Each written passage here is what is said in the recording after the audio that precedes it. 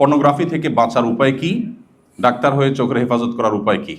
প্রথম প্রশ্ন উত্তর হলো যে চোখের জেনা থেকে বাঁচা এতটাই জটিল যে এখন দিন যত অতিক্রম হচ্ছে তত বেশি ফিতনা চতুর্দিক থেকে আমাদেরকে ঘিরে ধরছে। আপনি আর সব করতে পারবেন, ইমানের উপরে টিকে থাকা কঠিন, আপনার আমল টিকে রাখা কঠিন। তো এটার জন্য দরকার হলো আসলে শক্ত সিদ্ধান্ত। নিজের বিরুদ্ধে খুব মানুষের রোগ যখন জটিল হয় তখন অপারেশন দরকার হয়। এই সিদ্ধান্তগুলো কোনো নর্মাল আমলের বিষয় না। অনেকে বলে ভাই একটা আমল শিখা দেন যেটা করলে পর্নোগ্রাফি দূর হয়ে যাবে। আমি বললাম আপনি তো হয়েছে ক্যান্সার, চাচ্ছেন ট্যাবলেট। ক্যান্সারের জন্য তো ট্যাবলেট না, থেরাপি লাগবে বা অপারেশন লাগবে, তাই না? সো এই পর্যায়ে কঠিন সিদ্ধান্ত নেওয়াটা গুরুত্বপূর্ণ। জীবনের প্রত্যেকটা পর্যায়ে এসে আমরা সবাই জানি, সবাই একমত হব, এমন এমন ইস্যু আছে যে ইস্যুগুলোতে আসলে খুব শক্ত সিদ্ধান্ত নিতে হয়। এই শক্ত সিদ্ধান্ত নিতে যতটা কষ্ট মনে হয় আসলে নিলে এত কষ্ট হয় না। যাদের এই এডিকশন আছে তারা কোনো একটা ডিভাইসের মাধ্যমে এটা দেখেন, এই তো ডিভাইসটা চেঞ্জ করে ফেললে হয়ে গেল, একটা বাটন ফোনে চলে গেলে হয়ে গেল। খুব জটিল কাজ। দেখেন এই সহজ কাজটা কিভাবে করবে জন্য সিকিউরিটি লিখে দিয়েছি। কাজটা খুব সহজ না। আমি স্মার্টফোনটা বিক্রি করে একটা বাটন ফোনে চলে আসলাম। হ্যাঁ, কিছু অসুবিধা হবে, বাট আমি বড় কোনো সমস্যা থেকে বাঁচার জন্য কিছু অসুবিধা তো আমি মেনেই নিব, তাই না? এবং এভাবে যদি আমি বেশি না কয়েক মাস চলতে পারি, ইনশাআল্লাহ আবার আমি কামব্যাক করলে অসুবিধা হবে না। আল্লাহ রাব্বুল আলামিন অনেক গুনাহের ক্ষেত্রে বলেছেন তোমরা গুনাহ করবে না, লা তাকতুলুন নাফস, মানুষ হত্যা করো না। দেখেন জেনা, ব্যভিচার এমন পাপ, এমন গুনাহ, আল্লাহ এ সম্পর্কে বলেছেন লা তাজনু না বলে আল্লাহ বলেছেন লা তাকরাবুজ জিনা, তোমরা জেনার কাছেও যেও না। ইন্টারেস্টিং বিষয় না? আল্লাহ বলেন নাই যে হত্যার কাছেও যেও না, আল্লাহ বলেছেন হত্যা করো না, সাফ। কিন্তু জেনার ব্যাপারে আসছে আল্লাহ বলেছেন ওয়ালা তাকরাবুজ জিনা, তোমরা জেনার, ব্যভিচারের কাছেও যেও না। কেন আল্লাহ এভাবে বললেন? কারণ এই জিনিসটাই এমন, আল্লাহ তো সৃষ্টিকর্তা, তিনি জানেন তার সৃষ্টির দুর্বল জায়গা কোথায়। তিনি জানেন যে জেনার কাছাকাছি গেলে সে ব্যাক করতে পারবে এর সম্ভাবনা খুব কম, রিস্ক এখানে অনেক বেশি, এজন্য কাছেও যেতে নিষেধ করা হয়েছে। এখন আমরা অনেক সময় বলি না আমাদের মন পরিষ্কার, হুজুরদের মনগুলো সব ছোট, হুজুররা খুব লেম চিন্তা করে। কেন এত পর্দা রর্দা করতে হয় ভাই? মনের পর্দা বড় পর্দা, মনের পর্দা বড় পর্দা। এবং এই জায়গাটাতে বিশেষ করে আপনার বেশিরভাগ মানুষ মনে করে কেন মা বোনের মতো দেখা যায় না, পরনারী কেন এত পর্দা মেনটেন করতে হবে? ওই যে কয়েকদিন আগে না শুনছেন যে কোন একজন স্টুডেন্ট আপনাদের মতোই বাইরে যাবে, সে টাকা জমাতে গেছে ব্যাংকের বুথে, ওখানে রিসিপশনে মহিলা ছিল। বেশ ঘটনাটা সারা দেশে ব্যাপক আলোচনা জন্ম দিয়েছে, টকশোগুলোর বেশ গুরুত্বপূর্ণ টপিক হয়েছিল এটা। তো ভদ্র মহিলার কাছে টাকা জমা দিতে গেছে, ক্যাশিয়ার ছিলেন উনি। তো এই ইয়াং ছেলে যে বাইরে যাবে পড়াশোনার জন্য তাকাচ্ছিল না তার দিকে, তখন উনি ওনার হাজব্যান্ডকে বলেছেন, হাজব্যান্ড সেটা সোশ্যাল মিডিয়াতে ভাইরাল করেছেন যে এই ছেলে বিদেশে যে কি করবে, একটা মহিলার চেহারার দিকে তাকাইতে যে পারে না সে বাইরে যা করবেটা কি? বাইরে এত মহিলা, সে এখানে একটার দিকে তাকাতে পারতেছে না, ওখানে যে করবেটা কি সে? তো এটা নিয়ে সারা দেশ খুব সরগরম, টেনশন হয়ে গেছে। হায় হায় রে, ছেলে তো চোখের ডাক্তার দেখানো উচিত, বেচারা তাকাইতে পারতেছে না, তার ডেফিনেটলি চোখে কোনো সমস্যা আছে। আচ্ছা, কি অদ্ভুত না, যে ভদ্রলোক লিখেছেন তার ওয়াইফের দিকে তাকায় নাই, এজন্য তিনি অপমান বোধ করেছেন। আচ্ছা, আমরা কমন সেন্স ব্যবহার করি, কোরআন এবং হাদিস আপাতত থাকুক, আমরা কমন সেন্স ব্যবহার করি। রাস্তায় কোনো নারীর সৌন্দর্য বা স্ক্রিনে কোনো নারীর সৌন্দর্য দেখার পর একজন পুরুষের মনে কি চিন্তা আসে? আল্লাহর কি অপরূপ সৃষ্টি, সুবহানাল্লাহ, ফাতাবারাকাল্লাহু আহসানুল খালিকিন, আল্লাহু আকবার। এই চিন্তা আসে? এই চিন্তা আসে? আপনি যদি বলেন না আমার তো এই চিন্তাই আসে, তাহলে আপনার এই গ্রহে বসবাস করা উচিত না। আপনার কবে কবরে চলে যাওয়া উচিত, তার নামে ডাক্তার দেখানো উচিত। আচ্ছা ভাই, যেটা বলছিলাম, এখন আপনারা সবাই যেভাবে হো হো করে হাসলেন, এই হাসিটা আমার দরকার ছিল কথাটা বোঝার জন্য। এই হাসিটা প্রমাণ করছে যে আপনারা সবাই জানেন, এটা ওপেন সিক্রেট, যে কোনো নারীর খোলামেলা শরীর, চেহারা, সৌন্দর্য দেখার পর পুরুষের মনে কি চিন্তা আসে এটা আমরা সবাই জানি। কেউ যদি বলে না না ভাই আমার এসব চিন্তা আসে না, তাহলে আমরা তাকে নিয়ে বরং হাসাহাসি করবো, তাই না? এটা তো বাস্তবতা। ওকে, এবার কেউ তার বউ, তার বোন, তার ফ্যামিলির কোনো মেয়ে, অন্য কেউ তার দিকে তাকালো না, সে অপমান বোধ করছে, তার চয়েস নিয়ে আমার আলাপ নাই। কিন্তু আমার আলাপটা হলো যে কমন সেন্স কি বলছে, যে তার ওয়াইফের সৌন্দর্য অবলোকন করে কেউ তো এখানে আল্লাহর সৃষ্টি রহস্য আবিষ্কার করতে যাইতো না, নিশ্চয়ই সে মনে মনে জেনা করত। কি বলেন? জেনার বিভিন্ন লেভেল আছে, ধরেই যে একেবারে সে সিরিয়াস লেভেলের জেনা করতো, মনের জেনা, আমি সেটা বলছি না, বাট শুরুটা হতো, ঠিক কিনা বলেন? তাহলে একজন, আপনি ইসলামকে এক পাশে রেখেও যদি চিন্তা করেন, একজন মিনিমাম কমন সেন্সালা মানুষ তার স্ত্রী, তার ফ্যামিলির কোনো মেয়ের সৌন্দর্য অবলোকন করে, অন্যান্য আজকাল সোশ্যাল মিডিয়া দেখেন কাপল ব্লগ আর কত কিছু বাইর হয়েছে না, বইয়ের ছবি দিয়ে দেয়, কেউ যখন লিখে দেয় কি জানি কি কি লেখে কমেন্টগুলো, সাধারণত সুন্দর কোনো মহিলার ছবি দিল, নিজের বউর ছবি দিল, ফ্রেন্ড লিস্টের লোকজন এসে কি লেখে,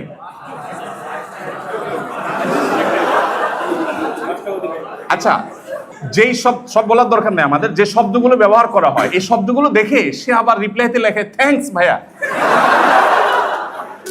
আপনি রুচির দুর্ভিক্ষটা খেয়াল করছেন?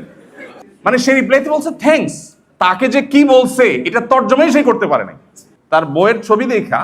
দেখেন এই কথাগুলোকে আমাদের অনেক বন্ধুরা মনে করে এই বেটা হুজুররা না, ওই যে একটু আগে বললাম হুজুররা না, এদের চিন্তাধারাগুলো এত নিচু। এখন আমার কথা হলো যে ভাই, আল্লাহ তাআলা সৃষ্টিগতভাবে প্রকৃতিগতভাবে তৈরি করেছেন এমন যে নারী পুরুষ একে অন্যের প্রতি আকৃষ্ট হবে। এটা তো আল্লাহ তাআলা প্রকৃতিভাবে করে রেখেছেন। এখন সেজন্যই তো এই জায়গাটাতে আল্লাহ রাব্বুল আলামিন আমাদেরকে প্রতিবন্ধকতা দিয়েছেন। আসলে আমরা মূল জায়গায় আসি। এখন আপনি আপনার পরিবারের কোনো মেয়ের ছবি দিয়ে বা তাকে আপনি খোলামেলা পোশাকে নিয়ে কোথাও গেলেন, কোনো পাবলিক প্রোগ্রামে, বিয়ে শাদিতে বা যেখানে গেলেন, আপনি নিজে এইরকম কোন দৃশ্য অন্য কারোর দেখে আপনি কি করেন, জাস্ট আপনার নিজেরটা চিন্তা করেন, তাহলে তো উত্তর পেয়ে যান।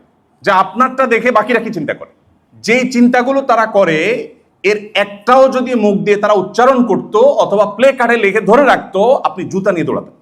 বাট আপনি জেনেও না জেনে ভান করে আছেন। আপনার কাছে মনে হচ্ছে যে আল্লাহ তাআলা বোধহয় বোঝা চাপাই দিয়েছেন। আল্লাহ যে পর্দারে বিধান দিয়ে আপনার ফ্যামিলির সেফটি, সিকিউরিটি, তাদের আত্মসম্মান, তাদের আত্মমর্যাদাকে আল্লাহ তাআলা সেভ করেছেন, আপনি সেভাবে ভাবছেনই না, আপনি এটাকে বোঝা মনে করছেন। দেখুন আজকের এই পৃথিবীর যেদিকে তাকাবেন সব দিকে আপনি একটি আহ্বান পাবেন, ভোগ করো। একমাত্র দিন পাবেন, ইসলাম পাবেন, আপনাকে বলবে স্যাক্রিফাইস করো, কন্ট্রোল করো, নিয়ন্ত্রণ করো। সিয়ামের মানেই হলো বিরত থাকা। সিয়ামের মানে কি? বিরত থাকা। পৃথিবীতে ইসলাম ছাড়া, বিশেষ করে ভোগবাদী এই পৃথিবীতে আপনি যে দিকে তাকাবেন, প্রত্যেকটা বিজ্ঞাপনী বিলবোর্ড, প্রতিটা অ্যাডভার্টাইজ, প্রতিটা বিজ্ঞাপন আপনাকে ভোগের আহ্বান করছে। এই পৃথিবীর সব কিছু আপনাকে ভোগের আহ্বান করছে, ঘুরিয়ে ফিরিয়ে ভোগটাই মুখ্য। বাট ইসলাম আপনাকে বলবে স্যাক্রিফাইস করেন, ত্যাগ করেন। স্যাক্রিফাইস এবং ত্যাগের এই মানসিকতা যখন মানুষ তৈরি করতে পারে, তখন তার মধ্যে সুখের আসল ঠিকানা তার মধ্যে চলে আসে। আর ভোগ মানুষকে এমন একটা জায়গায় নিয়ে যায়, তাকে সারা জীবন হতাশার সমুদ্রে নিয়ে যায়। বা যেভাবে মনে হয় যে ভোগ শেখাচ্ছে, বসেও ভোগ করতে উৎসুক হচ্ছে, এতে মনে হয় সে সুখের দিকে যাচ্ছে, আসলে সে আস্তে আস্তে হতাশার দিকে যাচ্ছে। এটা বোঝার জন্য পণ্ডিত হওয়ার দরকার নাই। আমরা যে মডেলটা ফলো করি, পশ্চিমা মডেল তো আমরা আমাদের দেশে ফলো করি সাধারণত, তাই না? আমাদের লাইফস্টাইলে সবকিছুতে আমরা ওদের দিকে তাকালে কিছুটা অনুভব করতে পারবো যে ওদের সুখ তো মাপার আলাদা কোনো মিটার নাই, কিন্তু বিভিন্ন রেশিও দেখলে বোঝা যায়। তো আত্মহত্যার প্রবণতা বলেন, ডিপ্রেশনের রেশিও বলেন, এগুলো যদি আপনি কম্পেয়ার করেন, আপনি দেখবেন যে আল্লাহ রাব্বুল আলামিন শুধুমাত্র তার প্রকৃত গোলামি এবং বান্দিগি, আত্মনিয়ন্ত্রণ করার প্রবণতা আছে, মানসিকতা আছে, মানুষগুলোকে আল্লাহ তাআলা শান্তি দিয়েছেন। আসলে দুনিয়াতে তো মানুষের চাহিদার শেষ নাই, কোনো আছে? কোনো শেষ নাই। তো এইটার সবচেয়ে সহজ সমাধান হলো নিজেকে নিয়ন্ত্রণ করা, সবর করা। তো পর্নোগ্রাফি থেকে বাঁচার জন্য এই যে হার্ড এবং কঠিন একটা ডিসিশন নেওয়া, এই হার্ড ডিসিশন নেওয়া, এটার কোনো বিকল্প নাই। যে আমি আসলে ওই সূত্রগুলো, ধরুন আমি নির্জনে থাকার কারণে এই সমস্যাটা হয়, তো আমি নির্জনতা পরিহার করবো, এমন কোনো রুমে যাবো যেখানে 2-4 জন থাকবে, কিছু সমস্যা হবে, বাট আমার মূল সমস্যার সমাধান হবে। ঠিক একইভাবে যে ডিভাইসটা আছে ওটা আমি চেঞ্জ করতে পারি, আমি নেট কানেকশন থেকে ডিসকানেক্টেড থাকতে পারি, আমি বিশেষ কোনো ইস্যু আছে, কারোর সাথে ব্যক্তিগত যোগাযোগ আছে, তার নাম্বারটা ডিলিট করে ফেলি, তাকে ব্লক করে ফেলি, সিমটা চেঞ্জ করে ফেলি, অনেক অপশন আছে। বাট এই অপশনগুলো দেখেন খুবই খুবই সহজ অপশন, কিন্তু আমরা না পারি না। কেউ একজন মনে হয় যে হাত পা বেঁধে রাখছে, বলে যে ভাই আমি পারি না। কেন পারেন না ভাই? মোবাইলটা ফেলে দিলে তো হয়ে যায়।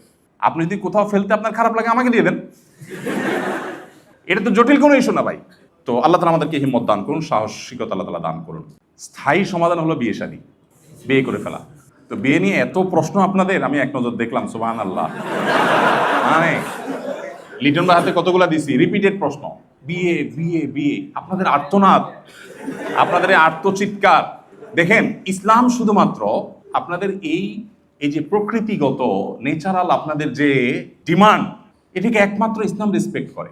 আপনি ইসলামের বাইরে আজকের এই প্রচলিত সমাজের কাছে যান, বলবেন নো, খবরদার, বয়স হয়েছে কত বেটা, তুমি আগে নিজের পায়ে দাঁড়াও। এখন যে দাঁড়াচ্ছ এগুলো তোমার পাও, তোমার না, সো নিজের পায়ে দাঁড়াও। আপনি দেখবেন কই না, আমার পা তো আমারই আছে, কিন্তু সমাজ বলতেছে না না, নিজের পায়ে দাঁড়াও। আমি আমার গল্প সবসময় বলি, এর আগেও এখানে একটা প্রোগ্রামে বলছিলাম ভাইদেরকে, আমি বিয়ে করেছি তখন আমার বেতন 2800 টাকা। 2800 টাকা বেতন তখন আমি বিয়ে করেছি কোথায়? ঢাকা শহরের বাড়িয়ালির মেয়ে, গ্রামে, এদের জন্ম ঢাকায়, সব ভাই বোনের, এরা এস্টাবলিশড এখানে, আর আমার বেতন কত? 2800 টাকা। তো আমি তো সাহস করছি আলহামদুলিল্লাহ। যাই হোক, সে গল্প অন্যদিন বলা যাবে। খোলাসা কথা হলো, পর্নোগ্রাফি থেকে বাঁচার জন্য আর্লি বিয়ে করা এবং নির্জনতা দূর করা, এবং আপনার যে ডিভাইসগুলো বা যে আপনার ইস্যুগুলো আমাকে এইদিকে নিয়ে যায়, সেগুলো থেকে সম্পর্ক ছিন্ন করার জন্য কিছু শক্ত সিদ্ধান্ত নেওয়া, এগুলো ছাড়া আসলে এখান থেকে বাঁচা খুবই কঠিন। নববিবাহিতদের জন্য কিছু উপদেশ দিন। যারা সদ্য বিবাহিত তাদের উদ্দেশ্যে আমার উপদেশ সবসময় থাকে, তারা স্ত্রীর কথা মেনে চলবেন, ব্যাস, এটাই উপদেশ। আপনারা হেসে উড়াই দিলেন জিনিসটা, সিরিয়াস উপদেশ। আমি কোনো বিয়ে পড়ালে সাধারণত আমি নতুন জামাইকে বলি, বাবা সুখে থাকতে চাইলে বইয়ের হাতে বায়াত হয়ে মুরিদ হয়ে তার কথা মতো চলবা, ব্যাস, শেষ। এটাই হলো পারিবারিক সুখ শান্তির মূল মন্ত্র। আমরা এর আগে কোথায় যেন বলেছিলাম যে আমাদের অফিসে যত মানুষ পারিবারিক দ্বন্দ্ব কলহ নিয়ে আসে, এগুলো নিয়ে যারা ওলামা একরাম যারা এগুলো সমাধান করেন, তাদের এক লাইনে কনক্লুশন হলো যে যত কেস তারা এই পর্যন্ত ডিল করেছেন, এই সব কেসের সামারি হলো, যেই ঘরে অনেক সময় আমাদের ওখানে স্বামী স্ত্রী আসে, দুজনের মধ্যে দ্বন্দ্ব থাকে, এগুলো মিটাবার চেষ্টা করে আলেমরা, কাউন্সেলিং করার চেষ্টা করেন। তো তারা বলেন যে যত কেস আমরা ঘাঁটছি এই নিয়ে, সবগুলো কেসের সামারি অলমোস্ট একটাই, সেটা হলো যেই ঘরে স্বামী স্ত্রীর কথা মতো চলে, স্ত্রীর প্রত্যেকটা কথা মানে, সেখানে কোনো অশান্তি নেই। অশান্তিটাই হলো সেখানে যেখানে কথা শোনা হয় না, ব্যাস। এই জন্য নবদম্পতি যারা আছেন তাদের উভয়েরই এটা আমল করা উচিত। বিশেষ করে ছেলেদের একটু বেশি আমল করতে হয় আর কি, মেয়েদের একটু কম, তবে মেয়েদেরও করা দরকার। আর স্বামী হোক আর স্ত্রী হোক, যিনি জীবনসঙ্গীর কথা যত বেশি শোনার চেষ্টা করবেন, আল্লাহর নির্দেশে বাইরে বললে সেটা না, আল্লাহর নির্দেশের মধ্যে থেকে যত বেশি শোনার চেষ্টা করবেন, তিনি আল্লাহর কাছে তত প্রিয় পাত্র হবেন, মুত্তাকি হিসাবে তত ভালো মুত্তাকি হইতে পারবেন।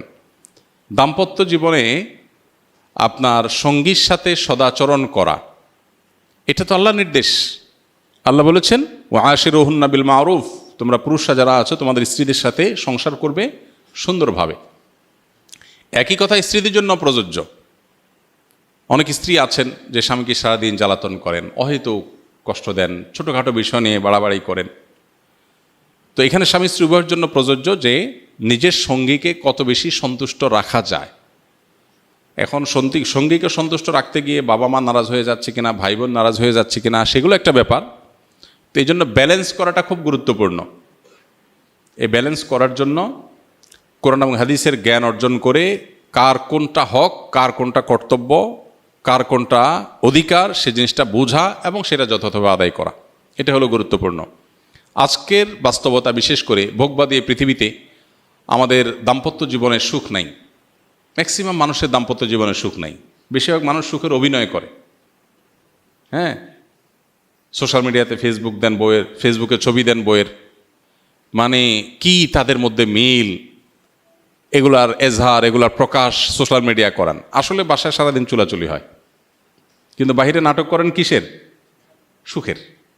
ম্যাক্সিমাম মানুষই অবস্থা, মেজরিটি মানুষের মধ্যে দেখবেন যে সুখের অভিনয় করেন, আসলে সুখে নাই। সুখ পেতে হলে স্বামী স্ত্রী উভয়কে আল্লাহর কাছে পরিপূর্ণভাবে সমর্পণ করতে হবে। আত্মসমর্পণ করা ছাড়া, পরিপূর্ণ ইসলাম গ্রহণ করা ছাড়া আপনি কখনো সুখ চূড়ান্ত লেভেলে পাবেন না। সুখের বিভিন্ন সংজ্ঞা হতে পারে, বিভিন্ন সংজ্ঞার আলোকে আপনি সুখী হইতে পারেন, কিন্তু চূড়ান্তভাবে যে মানসিক ফ্রেশনেস, এটা আপনার মধ্যে তখনই আসবে যখন আল্লাহর কাছে নিজেকে সুপর্দ করবেন। আল্লাহর কাছে সুপর্দ করলে লাভ কি হয় দেখেন, স্ত্রীর কথা কষ্ট পেয়েছেন, স্বামীর কথা কষ্ট পেয়েছেন, আপনি সবর করবেন, কারণ সবর করলে আল্লাহ কি দিবেন? বিনিময় দিবেন। আপনি এই কষ্টটাকেও আপনার একটা অর্জনের উপায় হিসাবে গ্রহণ করবেন, ব্যাস এখানেই আপনার জন্য বিশাল বড় কি আছে, অপরচুনিটি আছে। তো এই জন্য আমরা যথাসম্ভব সর্বোচ্চ চেষ্টা করব ইনশাআল্লাহ বিইذনিল্লাহ দাম্পত্য জীবনে সবর এখতিয়ার করার। যে যত বেশি সবর করবে দাম্পত্য সঙ্গীর মধ্যে সে আল্লাহর কাছে তত বেশি প্রিয় হবে, যে যত বেশি সবর করতে পারবে। ভোগবাদী এই দুনিয়াতে আমরা বেশিরভাগ মানুষই অনেক বেশি অসহনশীল, সবাই আমরা অধিকার সচেতন। স্বামী স্ত্রী যদি কোরআন হাদিস জানে, একটু ইসলাম চর্চা করে, তাহলে তারা তাদের মতো করে অধিকার সচেতন হয়। স্বামীর বক্তব্য থাকে যে আমার নির্দেশ মেনে চলতে হবে। আমাদেরকে বিভিন্ন মানুষজন দেখা হলে বলে, হুজুর আপনার বিভিন্ন ভিডিও ক্লিপ বউ পাঠায় আমারে, মেনশন করে। তাই আমি বলি যে বউর পক্ষের ওয়াজ পাইলে আপনারে পাঠায়, আপনার পক্ষের ওয়াজ গেলে আপনি তারে পাঠান না কেন? যার করণীয় সে সেটা শুনবে, সেটা না শুনে আমরা কি করি? স্বামীর বলি, দেখছো হুজুর কি বলছে, খেয়াল রাখবা। আবার স্বামী স্ত্রীকে বলে, দেখছো ইসলামে কি বলছে, খেয়াল রাখবা। আমারটা আমি খেয়াল রাখবো, তারটা সে খেয়াল রাখবে, এটা হওয়া উচিত। সেটা না হয় আমরা দুনিয়ার সবার করণীয় ঠিক করি, নিজেরটার বেলায় ঠিক নাই। আমি আমারটা সঠিকভাবে আদায় করব, সে যদি না করে সে আল্লাহর কাছে বুঝবে, শেষ। তো এই জন্য দিন চর্চা, পরিপূর্ণভাবে ইসলামের কাছে আত্মসমর্পণ করা, এটা ছাড়া কখনো দাম্পত্য সুখ চূড়ান্ত লেভেলে পাওয়া সম্ভব না। আল্লাহ তাআলা আমাদেরকে সবর এবং শুকর করার তৌফিক দান করুন। দাম্পত্য জীবনে সুখের জন্য সবর এবং শুকর এটা নির্বিকল্প। যা পেয়েছি আল্লাহ শুকর, এর চেয়ে খারাপ হতে পারত। আর যেটুকু হয়েছে এটার জন্য কি করা, সবর করা। সাদকাতুল ফিতর কি শুধু আটা বা খেজুর দিয়েই হয়? দিয়েছি, এটার উত্তর আমরা রমজানে যে গুনাহগারগুলো ছেড়েছিলাম শয়তান মুক্ত হওয়ার পর সেগুলো থেকে বাঁচার উপায় কি? রমজানে যে সমস্ত গুনাহগুলো আমাদের দ্বারা হয়ে গেছে সেগুলো রমজান পরবর্তী জীবনে আমরা কিভাবে ছাড়ব, এটার জবাব আজকে আমরা বলেছি পুরো আলোচনাতে। মূলত রমজান মাসে রোজার মাধ্যমে যে আমাদেরকে আল্লাহ তাআলা তাকওয়া চর্চা করতে বলেছেন বা মুত্তাকি হতে বলেছেন, রোজার এই বার্তাটা গ্রহণ করা, রোজার এই মর্মটাকে উপলব্ধি করা, এটা যদি আমরা করতে পারি তাহলে রমজান পরবর্তী জীবনে ইনশাআল্লাহ তাকওয়া চর্চা করা আমাদের জন্য সহজ হবে। আর যদি রোজার মানে শুধুমাত্র সাহারি ইফতার মনে করি আর তাকওয়া চর্চার বিষয়টা না বুঝি, তাহলে সেক্ষেত্রে রমজান পরবর্তী জীবনে আসলে এর কোনো প্রভাব পড়বে না।